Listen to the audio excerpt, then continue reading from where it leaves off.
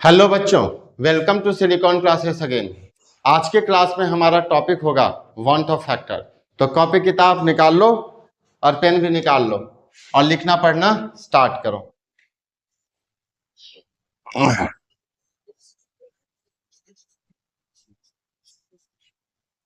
Want Hoff factor बहुत ही important topic है। मैं आपको बता दूं, आपके सीयूईटी के पेपर में क्वेश्चंस यहां से पूछा जा रहा है। ठीक है, तैयार रहिएगा बच्चे। सबसे पहली बात, ये वांट ऑफ फैक्टर्स की जरूरत हमें क्यों पड़ी? वांट ऑफ फैक्टर्स होता क्या है? तो सॉल्यूशन की एक वैसी प्रॉपर्टी जिसमें हम सिर्फ और सिर्फ नेचर ऑफ सॉल्यूट को देखते हैं। मतलब आप एक गिलास वाटर ले रहे हो सॉल्वेंट, उसमें आपने जिस भी सॉल्यूट को ऐड किया है वो सॉल्यूट वाटर के साथ जाकर के बॉन्ड बना रहा है कि नहीं बना रहा है, या फिर बॉन्ड वाटर के साथ जब वाटर में जब मिला तो ऐसा तो नहीं है उसका बॉन्ड टूट रहा है, मॉलिक्यूल सेपरेट आउट हो रहे हैं। तो जब भी किसी सॉल्यूट को किसी सॉल्वेंट में तुम ऐड करते हो और सॉल्यूट के नेचर के बारे में जब हम स्टडी करते हैं तो उसी को हम लोग वांट ऑफ फैक्टर्स का नाम देते हैं। तो ऐसा लिख लो, it is the property of solution, it is the property of solution which it is the property of solution which depends on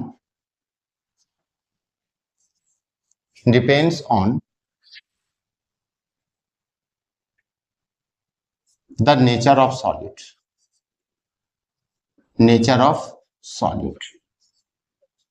that is association, dissociation।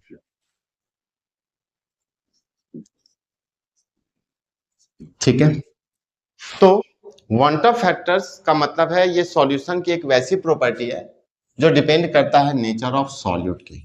Nature of solute means जिस solute को हम add कर रहे हैं उसका nature कैसा है, वो वाटर में जाने के बाद में बॉन्ड बना रहा है या फिर वाटर में जाने के बाद में वो सॉल्यूट अपने आप में ब्रेक हो रहा है, डिसोसिएट हो रहा है। तो इसीलिए वर्ड है एसोसिएशन और डिसोसिएशन। एसोसिएशन का मतलब होता है बेटा जी मिलना, और डिसोसिएशन का मतलब होता है ब्रेक होना, आयोनाइज होना, टूटना। ठीक है बच्चे, यदि तुम्हें वांट ऑफ फैक्टर्स का एक फॉर्मूला फाइंड आउट करना है, वांट ऑफ फैक्टर्स का एक फॉर्मूला फाइंड आउट करना है, तो वांट ऑफ फैक्टर को हम लोग आई से दिखाते हैं। ठीक है, तो इसके लिए हमारे पास एक फॉर्मूला लिखा गया है। एक फॉर्मूला जो है ऑब्जर्व करते हैं हम लोग, ऑब्जर्व कोलिगेटिव प्रॉपर्टी और अपॉन में थियोरेटिकल कोलिगेटिव प्रॉपर्टी। ठीक है, इसी को अलग अलग तरीके से भी लिखा हुआ आपको मिलेगा, जैसे observe number of moles of solute, theoretical number of moles of solute, इस तरीके से भी लिखा हुआ आपको मिल जाएगा। अब ये ऑब्जर्व द थियोरेटिकल क्या है यहां पर, इसे हम लोग समझते हैं। मान लो मैंने आपको कहा कि 1 मोल KCl है, 1 मोल क्या है, KCl है।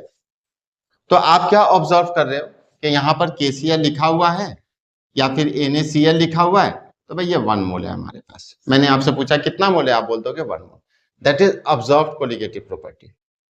लेकिन अब मैंने कहा कि इस 1 मोल KCl को तुम वाटर में ऐड करो, ये क्या हो गया बेटा जी, ऑब्जर्व्ड।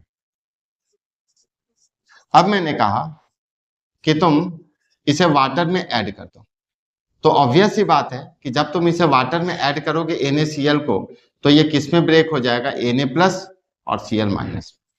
तो पहले तुम्हारे पास 1 मोल NaCl था, लेकिन जैसे ही तुमने इसे वाटर में ऐड किया 1 मोल अब Na+ मिला और 1 मोल ऑफ Cl- मिला, यानी टोटल 2 मोल्स आपको मिल गया, 1 मोल Na+ और 1 मोल Cl-। ये है आपका theoretical colligative property. It means पहले आपके पास में 1 मोल KCl था या फिर 1 मोल NaCl था, जैसे ही आप इसे वाटर में ऐड करते हो, इट मीन्स इस रिएक्शन को ऐसे लिख देता हूं मैं कि 1 मोल NaCl है, जैसे ही तुम इसे वाटर के प्रेजेंस में रिएक्शन देते हो, ये क्या बन जाता है 1 मोल ऑफ Na प्लस और 1 मोल ऑफ क्या बन जाता है Cl माइनस। तो मतलब बेटा जी ये हुआ कि अब तुम्हें यहाँ पर कितने मोल मिल गया, 2 मोल मिल गया। तो ये तुमने जो देखा वो हो गया ऑब्जर्व, और जो वाटर में जाने के बाद जो डिसोसिएट हो गया, नेचर हो गया, वो तुम्हारे पास हो गया क्या, थ्योरेटिकल। आई होप आपको ऑब्जर्व्ड और इस थ्योरेटिकल में संबंध समझ में आ गया होगा। ठीक है, ठीक है, ठीक है, ओके। तो वांट ऑफ फैक्टर्स का मतलब होता है ऑब्जर्व कोलिगेटिव प्रॉपर्टी और अपॉन में थ्योरेटिकल। ऑब्जर्व का मतलब जो तुम देख रहे हो, और थ्योरेटिकल का मतलब कि जब उसको तुम सॉल्वेंट में ऐड कर दिए हो तो वहां पर जाकर के वो कैसा रिएक्शंस कर रहा है, क्या बन रहा है, कितने मोल्स बन रहे हैं, उसको हम लोग क्या बोलते हैं, थ्योरेटिकल कोलिगेटिव प्रॉपर्टी। ठीक है, चलो अब आगे बढ़ते हैं, अब आगे बढ़ते हैं। बेटा जी मॉलिक्यूलर मास के टर्म्स में या फिर मोलर मास के टर्म्स में आपको ऐसा भी देखने के लिए मिलेगा, ऐसा भी देखने के लिए मिलेगा, ठीक इसका उल्टा। यहां पर हमारे पास हो जाता है नॉर्मल मॉलिक्यूलर मास, नॉर्मल, इसके नीचे लिख दूं मैं, यहां लिख देता हूं, I is equal to normal molecular mass और अपॉन में एबनॉर्मल मोलर मास। ठीक है ना, जब तुम ऑब्जर्व्ड और थ्योरेटिकल करते हो तो इसका उल्टा हो जाता है, यहां पर नॉर्मल मॉलिक्यूलर मास होता है और यहां पर एबनॉर्मल मॉलिक्यूलर मास होता है, इस बात का ध्यान रखिए। ठीक है, तो वांट ऑफ फैक्टर्स का सिंपल सा मतलब यही है कि ये सॉल्यूशन की एक वैसी प्रॉपर्टी है जो नेचर ऑफ सॉल्यूट पर डिपेंड करती है। नेचर जैसे कि मॉलिक्यूल्स वाटर में जाएगा तो या तो डिसोसिएट होगा या तो एसोसिएट होगा। यदि डिसोसिएट होगा तो नंबर ऑफ आयंस हमें टूट करके मिलेंगे, ज्यादा मिलेंगे। जैसे 1 मोल NaCl में ऑब्जर्व्ड 1 था, लेकिन जैसे ही तुमने वाटर में ऐड किया 1 मोल और 1 मोल हम लोग को 2 मिल गया, मोल्स हमें ज्यादा मिल गया। एसोसिएशन में क्या होगा, आप 1 मोल A लोगे, 1 मोल A लोगे, दोनों कंबाइंड हो जाएगा तो वो क्या हो जाएगा A2, जिसे हम लोग डाइमर भी कहते हैं। जब दो एटम, दो मोल्स जब आपस में मिलेंगे तो वो कंबाइंड होकर के क्या बन जाएगा A2, तो उसको हम लोग क्या बोलेंगे, डाइमर बोलेंगे। ठीक है, एनीवे अब थोड़ा सा हम आगे बढ़ते हैं। वांट ऑफ फैक्टर्स का मतलब तो हमें समझ में आ गया। अब हम देखते हैं बेटा जी कि वांट ऑफ फैक्टर्स को हम फॉर्मूले के टर्म्स में कैसा लिखेंगे। तो लास्ट क्लास में मैंने आपको बताया था कि डेल्टा टीबी का फॉर्मूला होता है केबी इंटू 1000 इंटू W2 अपॉन में W1 और इंटू में M2। इसी फॉर्मूले को हम ऐसा भी लिखते थे, delta Tb is equal to Kb और मल्टीप्लाइड में मोलैलिटी। डेल्टा टीएफ का फॉर्मूला हम यहां पर लिखते थे KF multiplied 1000 multiplied W2 upon में W1 और इंटू में M2।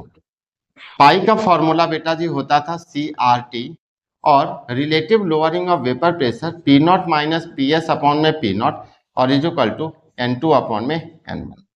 बच्चे अब करना क्या है कि ये जो कोलिगेटिव प्रॉपर्टी का फॉर्मूला तुमने याद किया हुआ था, आपको ठीक इनके पहले आई लगा देना, यानी वांट ऑफ फैक्टर्स लगा देना है।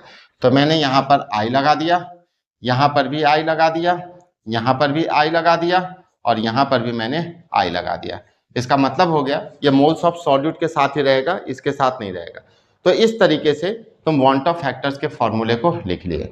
तो वांट ऑफ फैक्टर्स क्या है ये बता दिया। वांट ऑफ फैक्टर्स के दो फॉर्मूले को मैंने तुम्हें यहां पर बता दिया। वांट ऑफ फैक्टर्स को कोलिगेटिव प्रॉपर्टी के साथ फॉर्मूले में कैसे लिखते हैं इसको भी मैंने बता दिया। अब अगला हमारे पास टॉपिक है टू फाइंड आई।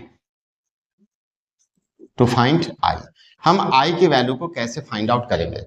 तो बेटा जी एक तो यदि ऑब्जर्व्ड और थ्योरेटिकल तुम्हें पता हो तो तुम डायरेक्ट यहाँ पर लिख लोगे, या नॉर्मल मॉलिक्यूलर मास या एबनॉर्मल मोलर मास लिखा हो तो तुम यहाँ पर लिख लोगे। बट आई के वैल्यू को जब हम क्वेश्चंस में फाइंड करते हैं तो क्वेश्चंस में आपको कुछ समझ में आना चाहिए ना कि ये नेचर ऑफ द सॉल्यूट पर लिखा हुआ है। अगर लिखा हुआ होगा तभी तो तुम आई को फाइंड आउट करोगे, है ना। तो किस किस तरीके के वर्ड आपको क्वेश्चन में मिलेंगे वो मैं आपको एक बार समझाता हूँ।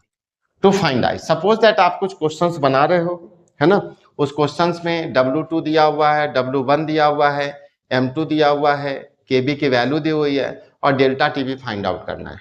समझ रहे हो ना, क्वेश्चंस में I को छोड़कर के KB दिया हुआ है, W2 दिया हुआ है, M2 दिया हुआ है, W1 दिया हुआ है और आपको बोला गया डेल्टा TB की वैल्यू फाइंड आउट करनी है।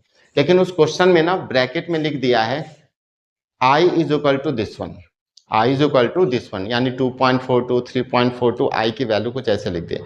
यानी उस क्वेश्चन में ये ऐसा बोल दिया है बच्चे पार्टी कि मॉलिक्यूल्स जिसको सॉल्वेंट में डिसॉल्व किया गया है वो डिसोसिएट हो चुका है। समझ रहे हो, तभी I की वैल्यू गिवन दी हुई है। तो I विल बी गिवन। इस क्वेश्चन में तो कोई दिक्कत ही नहीं है, तुम तो बड़े खुश हो जाओगे। अच्छा ठीक है, I गिवन रहेगा, तुम यहाँ पर वैल्यू को पुट कर दोगे, फिर डेल्टा TB जो है वो फाइंड आउट कर दोगे। समझ में आती है बात ना। दूसरा क्या हो सकता है, in terms of reaction, in terms of reaction आपको क्वेश्चन में ऐसा लिखा हुआ रहेगा solute completely dissociate, completely dissociate. ठीक है, क्वेश्चन में ऐसा लिखा रहेगा जिस भी सॉल्यूट को सॉल्वेंट में डिसॉल्व किया गया है वो कंप्लीटली डिसोसिएट है। जब डिसोसिएट है यानी आप ऑब्जर्व कुछ कर रहे हो और आपको मिलने वाला कुछ और है थ्योरेटिकल, तो वहां पर आपको रिएक्शंस लिखना पड़ेगा बेटा जी। जैसे क्वेश्चन में दे दिया गया कि NaCl है, इसको वाटर में ऐड किया गया और ये कंप्लीटली डिसोसिएट हो गया, तो डिसोसिएट आ गया यानी कि कोलिगेटिव प्रॉपर्टी लग गई है वहां पर। ठीक है, सॉरी वन टर्म फैक्टर लग गया है, तो अब इसको ब्रेक कर दो, Na प्लस प्लस में Cl माइनस, यहाँ 1 मोल है, यहाँ 1 मोल है, दोनों को ऐड कर दो तो I की वैल्यू कितनी हो गई 2, है ना। लॉजिक ये है कि पहले तुमने ऑब्जर्व 1 मोल किया था, लेकिन ये डिसोसिएशन दिया हुआ है क्वेश्चन में, रिएक्शन लिखना होगा, फिर I की वैल्यू तुम 2 निकाल दोगे। वैसे ही अगर मान लो K2SO4 है, ये वाटर में जाकर के कंप्लीटली डिसोसिएट है, ऐसा क्वेश्चन ने मेंशन कर दिया है, तो यहां से सल्फेट को अलग कर दो, सल्फेट की वैलेंसी -2, यहां से पोटेशियम को अलग कर दो, एक पोटेशियम के ऊपर +1 चार्ज, क्योंकि +1 की वैलेंसी होती है पोटेशियम की, लेकिन पोटेशियम कितना यहाँ पर 2, तो यहाँ पर 2 लगा दोगे। अब पूछा जाएगा यहाँ पर I की वैल्यू क्या है, तो 2 और 1 मोल, ये टोटल कितने हो गए 3 मोल। I की वैल्यू तुम यहाँ पर पुट कर सकते हो। उसी तरीके से बेटा जी, उसी तरीके से बेटा जी pi is equal to CRT हमारे पास होता है ना, उसमें भी I की वैल्यू पुट करने के लिए बोल दिया जाएगा, डेल्टा TF है वहां पर भी। तो I फाइंड आउट करने का तरीका होता है, आप I ऐसे फाइंड कर सकते हो, आप ऐसे I फाइंड आउट कर सकते हो रिएक्शन से, जैसा क्वेश्चन में दिया रहेगा। अच्छा एक और बात हो सकता है क्वेश्चन में बेटा जी क्या दिया हुआ हो, Ka की वैल्यू दिया हुआ, ठीक है, if Ka is given, Ka is given, Ka को हम लोग क्या कहते हैं, डिसोसिएशन कांस्टेंट ऑफ एसिड। क्या कहते हैं Ka को, डिसोसिएशन कांस्टेंट ऑफ एसिड के नाम से हम लोग इसे जानते हैं। तो जब डिसोसिएशन कांस्टेंट ऑफ एसिड दिया रहेगा बच्चे, है ना, तब उस केस में इसको कैसे सॉल्व करोगे, तो इसको मैं थोड़ा सा एरो दे करके यहाँ ऐसे लिख देता हूँ, यहाँ पर स्पेस है, आप लोग समझ लीजिएगा।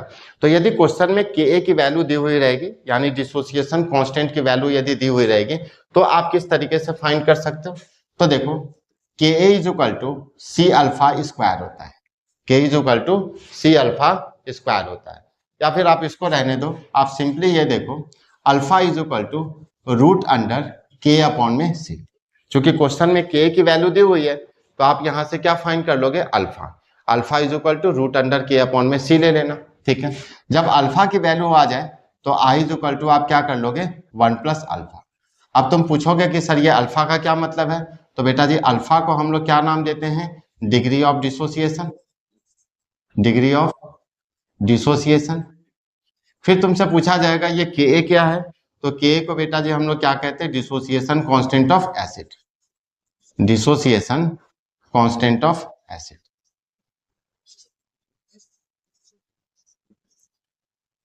यहां से जब तुम्हें अल्फा मिल जाए तो यहां से I is equal to 1 plus alpha, C तो कंसंट्रेशन यानी मोलैरिटी, मोलैलिटी के लिए। तो आपको इतनी बातें समझ में आ जानी चाहिए। तो आप सीधे सीधे शब्दों में समझ लो, वांट ऑफ फैक्टर्स जो है वो नेचर ऑफ सॉल्यूट पर डिपेंड करता है, मॉलिक्यूल्स डिसोसिएट होगा या फिर मॉलिक्यूल्स आयोनाइज होगा। दूसरी बात, वांट ऑफ फैक्टर जब तुम फाइंड आउट करते हो तो तुम्हारे लिए ऑब्जर्व कोलिगेटिव प्रॉपर्टी अपॉन में थ्योरेटिकल। ऑब्जर्व का क्या मतलब मैंने बताया था कि 1 मोल तुमने NaCl लिया, लेकिन जैसे तुम वाटर में इसे ऐड कर रहे हो ये डिसोसिएट हो गया, यानी 2 मोल्स यहाँ पर बन गया, जैसा कि रिएक्शन में बताया गया। लेकिन मास के टर्म्स में यही चीज आपको लिखा हुआ उल्टा मिलेगा, ऑब्जर्व के जगह नॉर्मल मॉलिक्यूलर मास और थ्योरेटिकल के जगह एबनॉर्मल मोलर मास, इस तरीके से देखने के लिए मिलता है। जो भी फॉर्मूला तुम कोलिगेटिव प्रॉपर्टी का बनाते हो उसके पहले तुम आई लिख दो, वो वांट ऑफ फैक्टर्स का फॉर्मूला बन जाता है। आई को कैसे कैसे फाइंड आउट किया जा सकता है, या तो वो क्वेश्चन में गिवन होगा, या तो क्वेश्चंस में ये क्वेश्चन वाले को लिखना पड़ेगा कि भाई वो मॉलिक्यूल्स वाटर में डिसोसिएट हो गया या फिर एसोसिएट हो गया है। मोस्टली आपको डिसोसिएट पर ही क्वेश्चंस मिलते हैं, तो यहाँ पर आपने इस तरीके से रिएक्शन लिख करके आई की वैल्यू को फाइंड आउट कर दिया। तीसरा क्वेश्चन क्या हो सकता है, क्वेश्चन में के की वैल्यू दी हुई रहेगी, आप वहां से अल्फा फाइंड आउट कर लेना और I is equal to 1 plus alpha कर दोगे, आपको जो है बेटा जी आई का आंसर मिल जाएगा। फिर जो भी चीजें फाइंड आउट करनी होगी वो आई की जगह पर तुम यहाँ पर कंप्लीट कर देना। अब दो इंपॉर्टेंट बात को ध्यान से लिख लो नोट में। If dissociation occur, if dissociation occur then I is greater than. यदि कोई मॉलिक्यूल्स वाटर में जाकर के या किसी दूसरे सॉल्वेंट में जाकर के डिसोसिएट हुआ है तो उसके I की वैल्यू हमेशा 1 से बड़ी होगी। ठीक है, तुम यहीं पर एग्जांपल चेक कर लो, NaCl है, वाटर में रिएक्शन करा तो यहाँ पर 1 + 1 I की वैल्यू क्या है 2। जब भी हमारे पास डिसोसिएशन होता है तो मॉलिक्यूल्स में I की वैल्यू क्या होती है बेटा जी, ग्रेटर देन 1 होती है। Point number second notes, if dissociation occur, if dissociation occur then I smaller than, ठीक है, I क्या होगा बेटा जी, स्मॉलर देन 1 होगा। ठीक है, if no dissociation